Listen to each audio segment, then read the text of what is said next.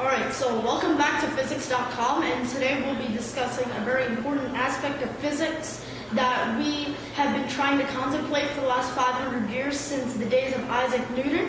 And coincidentally, today's lesson is about Isaac Newton's theories, in which he called Newton's laws. And Newton's laws are very complex, and they explain a lot of things that we try to understand even today about motion and acceleration and force. And Newton's laws really summarizes this up, and that's what we will try to go into today. First law, in which Newton states that an object at rest will remain at rest unless acted on by an outside force, while an object in motion will remain in motion unless acted on by an unbalanced force, such as friction and other forces that will be shown later.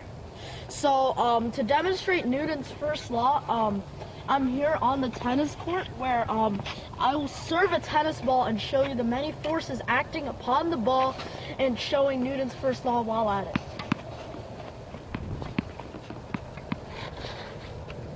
Alright. So here I'm going to do the commonly known shot in tennis known as the serve.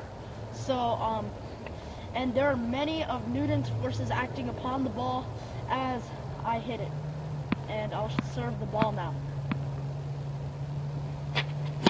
Okay, so as you can see, I just served the ball, and many of Newton's first laws is very impacting on the ball, and the ball was moving in a constant motion until the fence stopped its trajectory and made it go in a different direction. This is showing Newton's first law because the ball was stopped by the net post as what Newton's law predicted, in which an unbalanced force was acting upon the ball at the moment it crashed with the fence.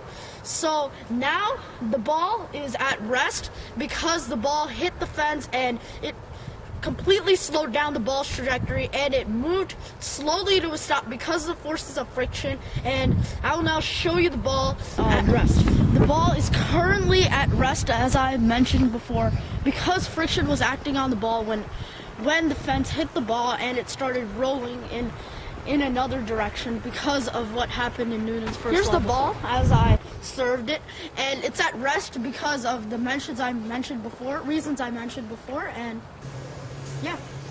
So now, after my first demonstration in which I did in the tennis court, we moved back into my home where I show you the examples of Newton's second law. And Newton's second law is basically a formula in which F net equals ma. That means the net force is equal to the mass times the acceleration. And this basically means, well, I think I should just show you first and then explain how Newton's second law works. So I'm going to first throw this ball at the door over there, and we'll talk about it as soon as I throw it.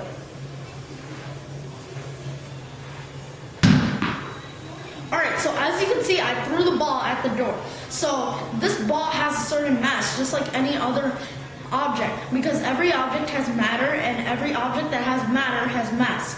So this ball has mass, and as I threw the ball, there was a certain acceleration from my hand to the door. There was acceleration from the ball. The ball continued to accelerate, or maybe even decelerate, because the forces of gravity and friction can do that. So this is showing Newton's second law, because the mass of the ball times whether the ball was decelerating or accelerating towards the door equals the net force. And that's the total. It's the total of the mass and the net and the acceleration.